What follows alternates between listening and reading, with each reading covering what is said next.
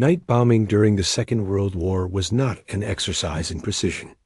It was not clean, it was not controlled, and it was never predictable.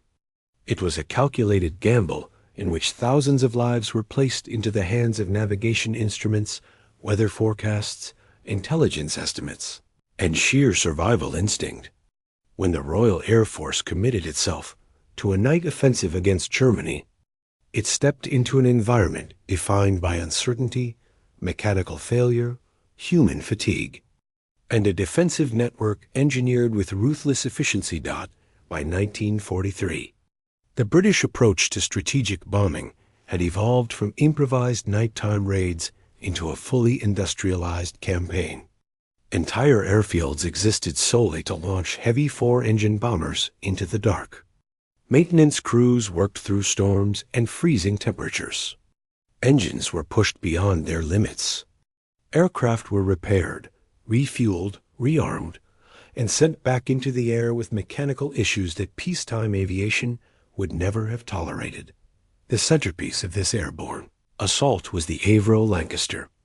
Despite its celebrated reputation, the aircraft was fundamentally a large metal frame carrying tons of explosives through airspace designed to destroy it.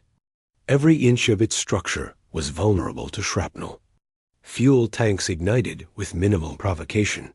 Hydraulic lines ruptured under stress. Oxygen systems malfunctioned at altitude, turning survivable damage into lethal hypoxia within seconds. The Lancaster's strengths, payload capacity, range, and reliability did not erase its fragility. Under combat conditions, when the bomber crews gathered for an evening briefing, they entered a process shaped by necessity rather than comfort. The target was announced with clinical detachment. Weather forecasts were reviewed, though they frequently proved inaccurate once the formation crossed the North Sea. Flak density maps were displayed, though they never fully reflected the rapidly shifting positions of German anti-aircraft batteries. Night fighter threat assessments were presented, acknowledging that radar-guided interception had become both reliable and deadly. For the crews, there was no illusion of safety. They understood that each mission carried a statistical likelihood of failure. The average operational lifespan of a bomber crewman was measured in weeks. If a squadron dispatched 20 aircraft, it accepted that 1, 2, or 3 might not return, and some nights the losses were far higher. These probabilities were internalized to the point where men walked toward their aircraft with a quiet sense of resignation, a focus on procedure rather than emotion. Once the Lancasters lifted off, they entered a different world. The first portion of their journey, crossing Britain and the North Sea, was generally uneventful. But the calm was deceptive. Mechanical issues began early: leaking coolant, failing magnetos, frozen turrets.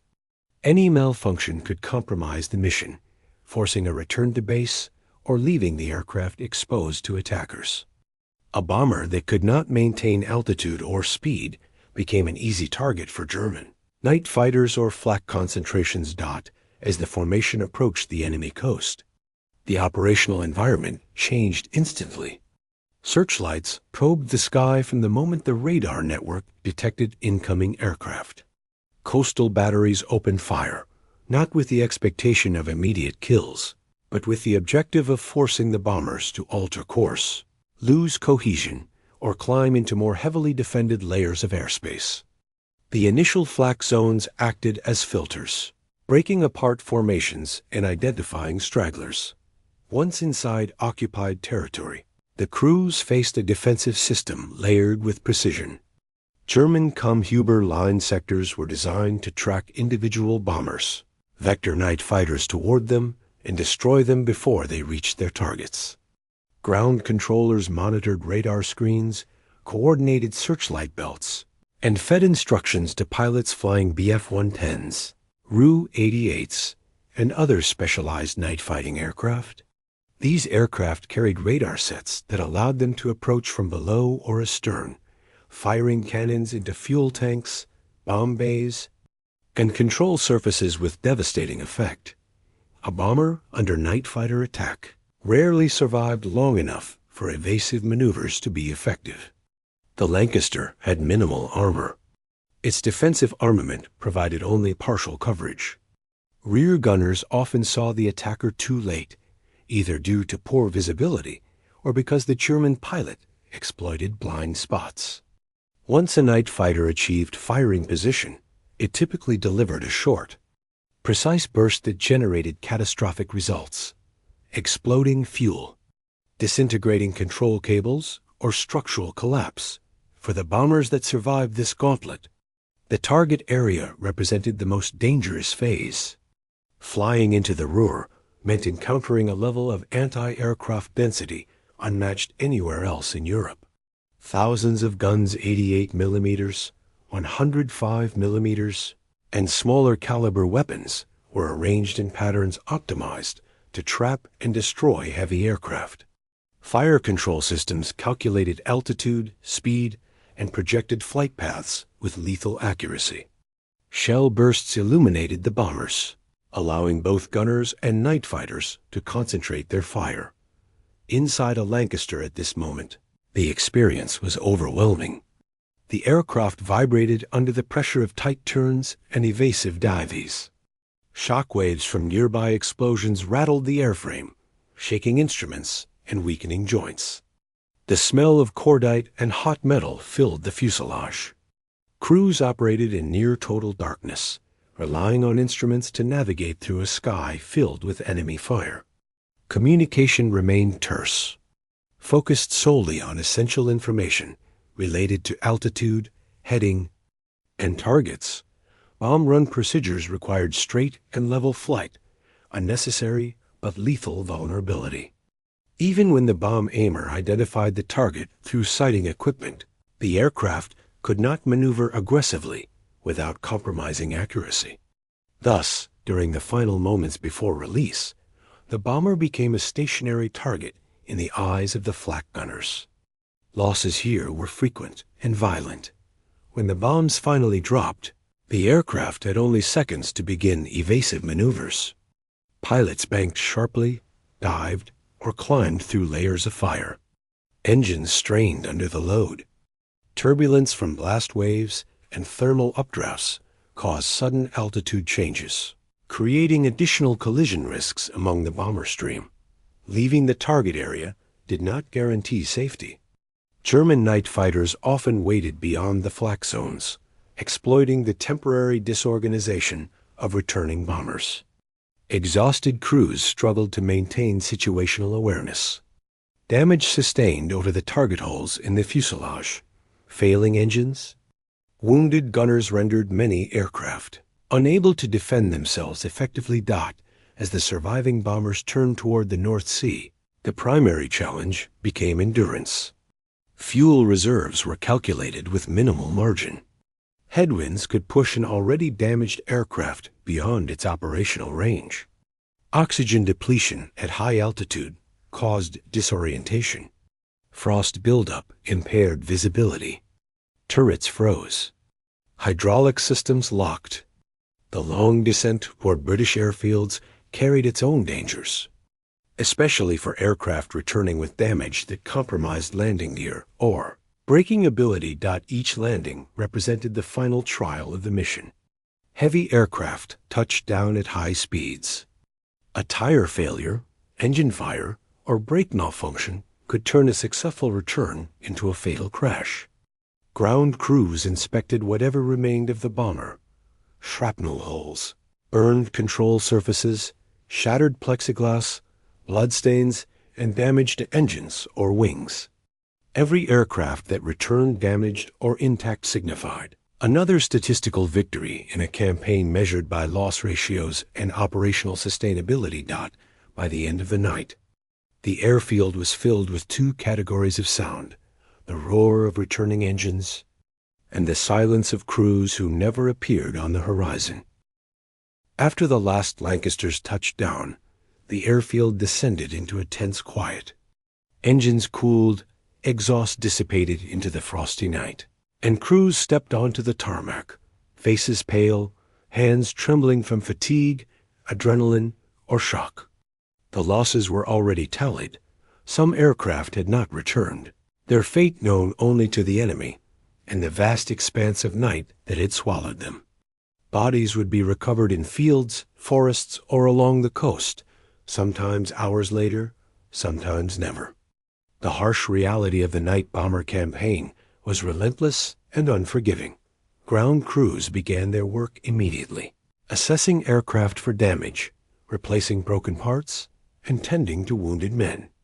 Metal panels were dented or torn, hydraulic lines ruptured, engines scorched, instruments shattered, and the remains of flak shells embedded deep within the fuselage. Every broken component was documented, logged, and prepared for repair. Each Lancaster represented weeks of meticulous assembly, labor, and maintenance. The loss of one aircraft was both a human and material tragedy. Repair schedules were brutal. There was no luxury of time. Tomorrow, more missions would follow.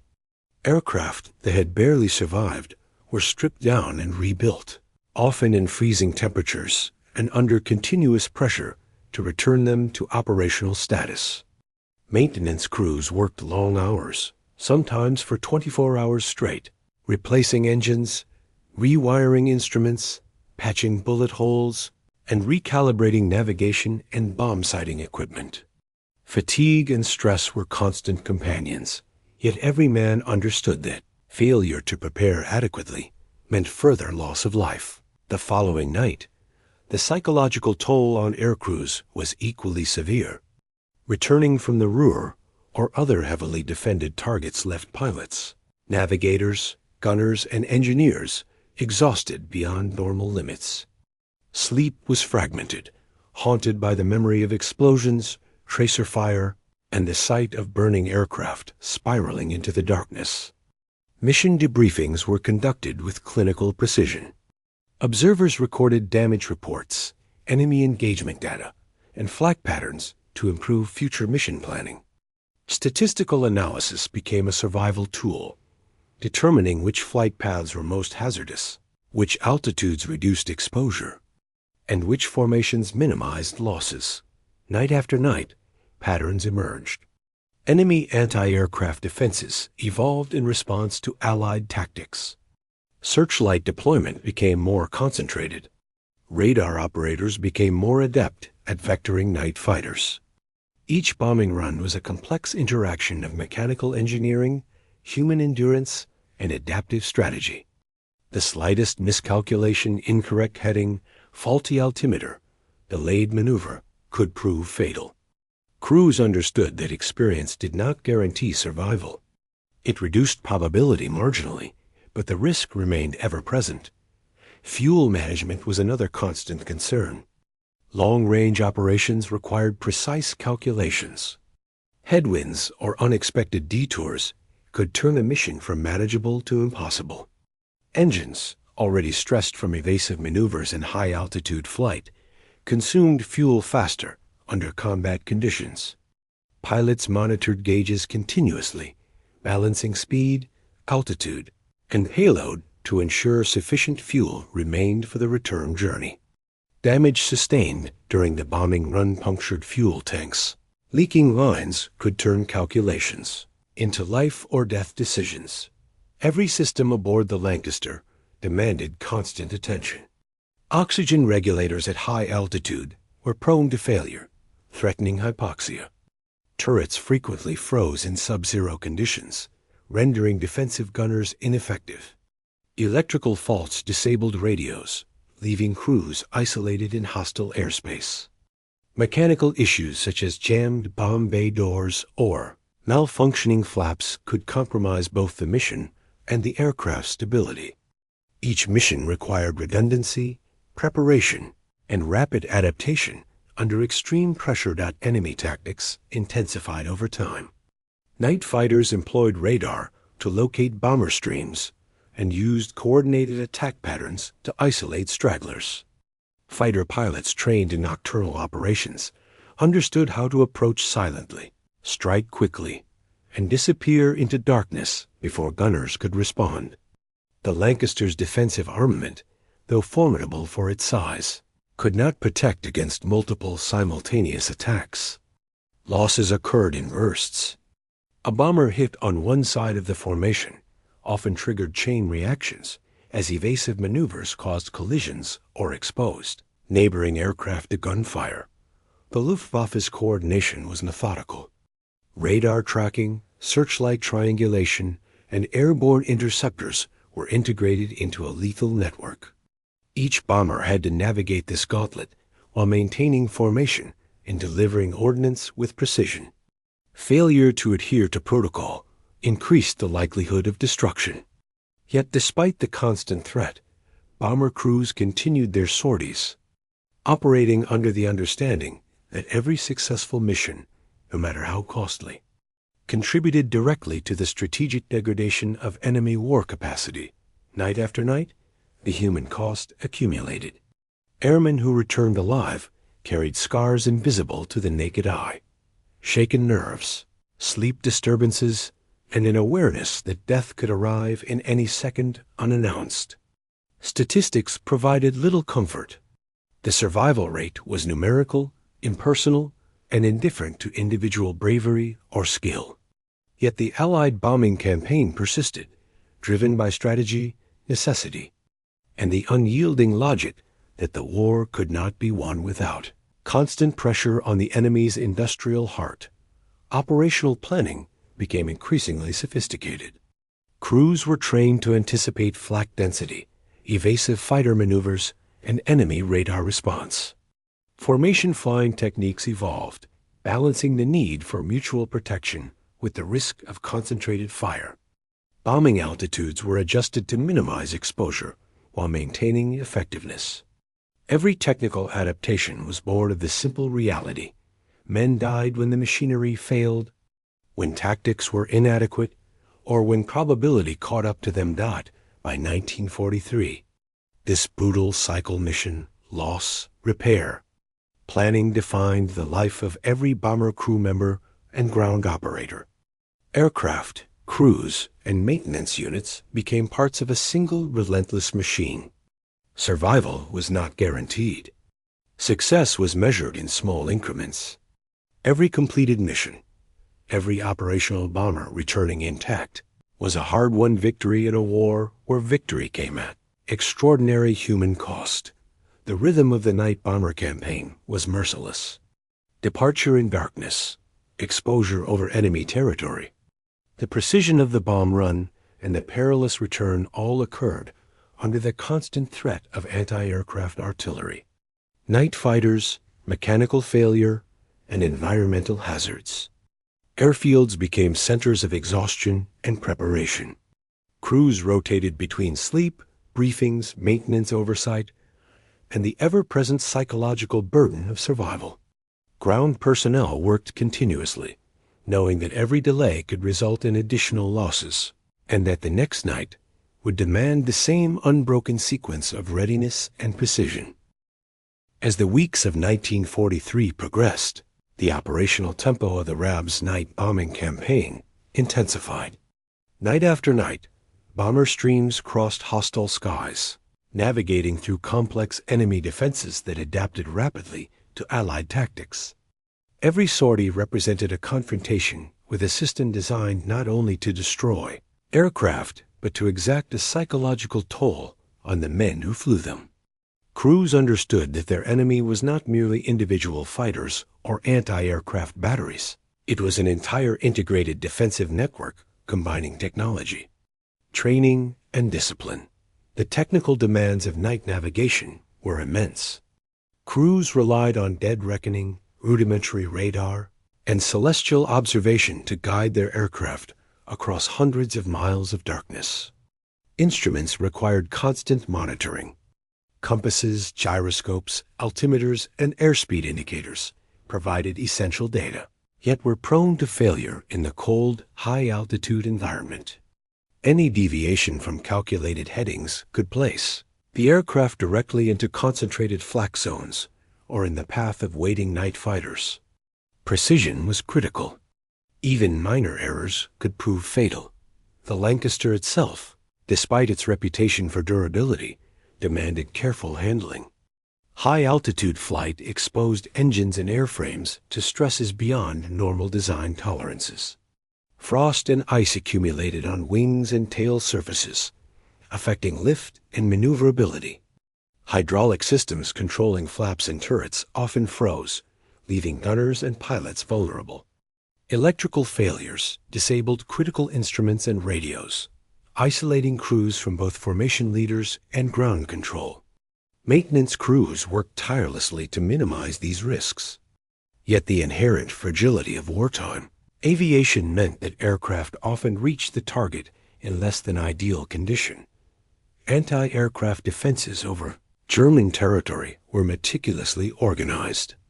Flak concentrations were mapped and layered, providing overlapping fields of fire designed to trap bombers within lethal corridors. Radar systems provided early warning, allowing searchlights to illuminate aircraft for gunners and night fighters. The 88mm guns, with precise fire control, could reach altitudes exceeding 20,000 feet, challenging the maximum operational ceiling of many bombers. Smaller caliber guns added to the density of fire, creating a lethal environment through which no aircraft could pass without risk. Night fighters represented an additional, evolving threat. Pilots operating Bf-110s, Ru-88s, and He-219s were trained specifically for nocturnal operations. They exploited radar guidance, coordinated approaches, and precise attack vectors to engage bombers with maximum efficiency. Each aircraft carried radar equipment allowing detection in total darkness, targeting weaknesses in formation structure or exploiting isolated stragglers. The Lancasters' defensive guns provided limited coverage and required gunners to act with split-second accuracy. Often in near-freezing conditions, under heavy stress, the bomb run itself was the most perilous phase of each mission. To achieve accuracy, Lancasters were required to fly straight and level at designated altitudes. This necessary procedure made them highly vulnerable to concentrated flak and coordinated fighter attacks. Bomb aimers relied on rudimentary optical devices and sighting equipment that could be rendered ineffective by smoke, cloud cover, or enemy countermeasures. The combination of enemy defenses and mechanical stress ensured that casualties were frequent, and successful releases often occurred alongside the loss of aircraft or crew members. Once ordnance was released, a challenge of evasion began. Pilots performed maneuvers designed to reduce exposure, balancing airspeed, altitude, and formation integrity. Flak fire and night fighters pursued relentlessly. The interplay between aircraft performance, pilot skill, and enemy tactics determined survival. Structural damage accumulated rapidly. Engines were lost to direct hits or mechanical stress. Control surfaces became unreliable under flak assault. Every decision, from throttle adjustments to evasive banking, carried life or death consequences. Return flights were no less dangerous.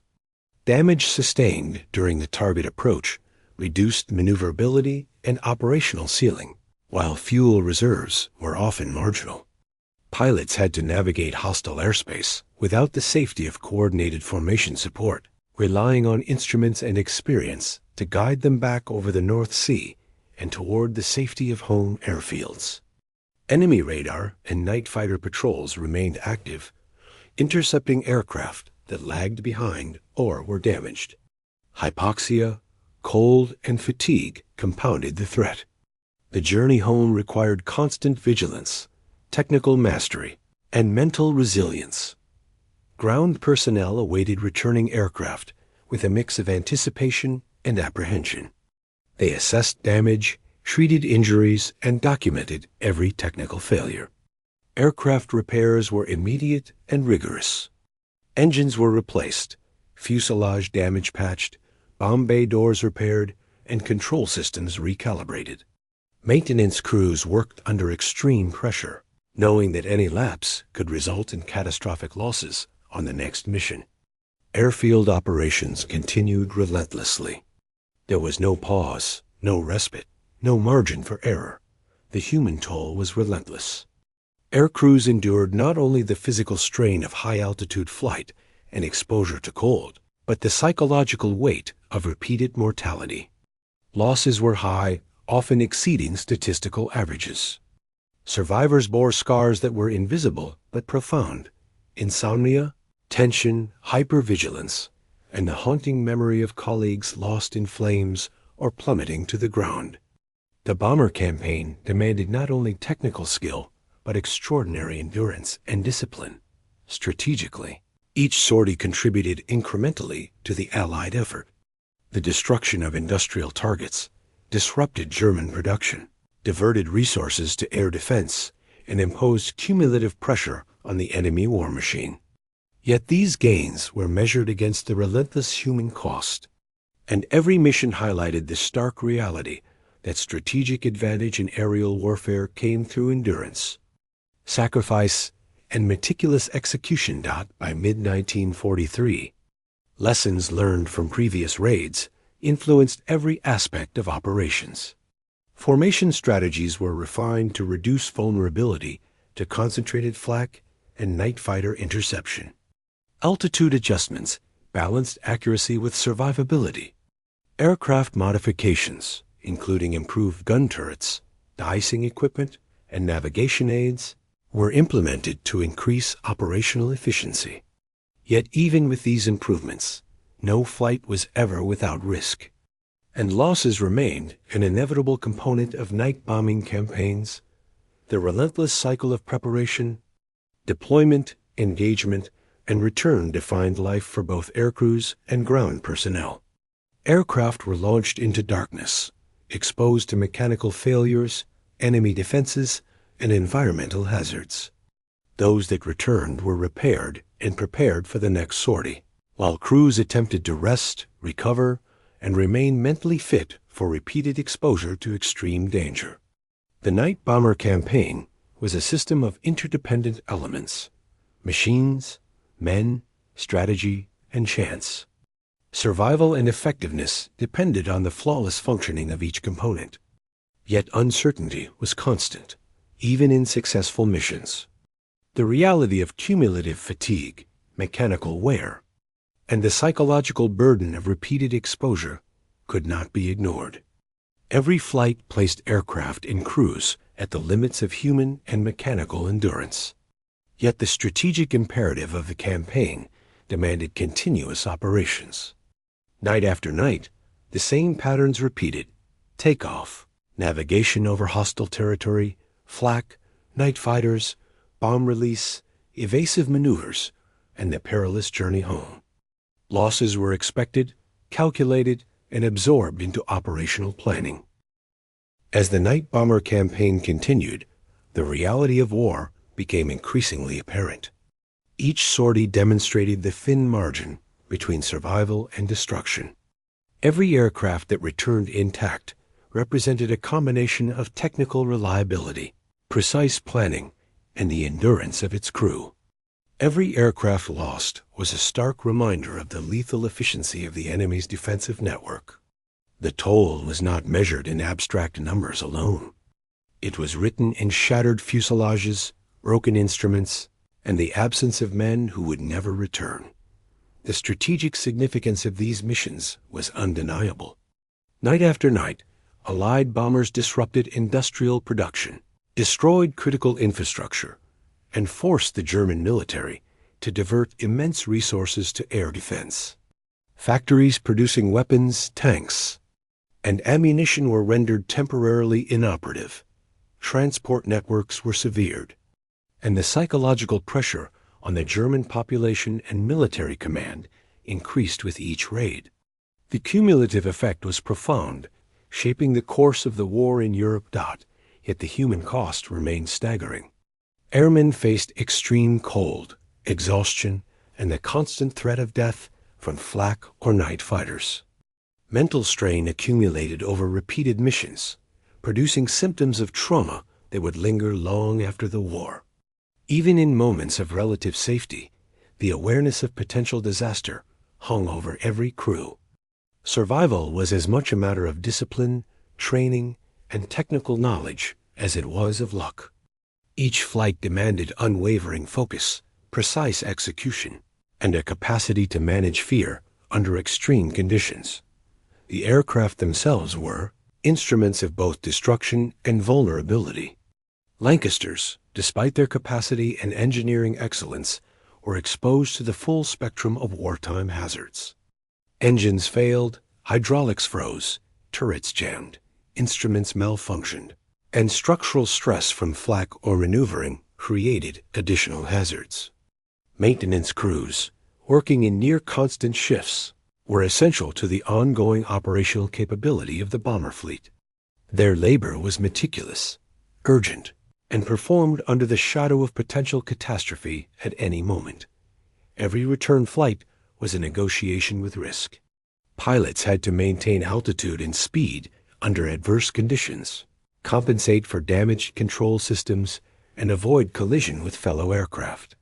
Navigators recalculated courses in real time, compensating for wind, turbulence, and mechanical anomalies. Gunners scanned the darkness relentlessly, aware that a single misjudgment could be fatal. The air itself became an adversary, cold, thin, and unforgiving at high altitude. Every sortie tested the limits of human physiology and mechanical endurance. Over time, operational refinements improved efficiency and survivability.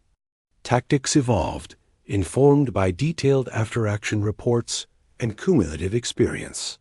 Formation flying, evasive maneuvers, bomb release procedures, and defensive gunnery were adapted to counter increasingly sophisticated enemy strategies.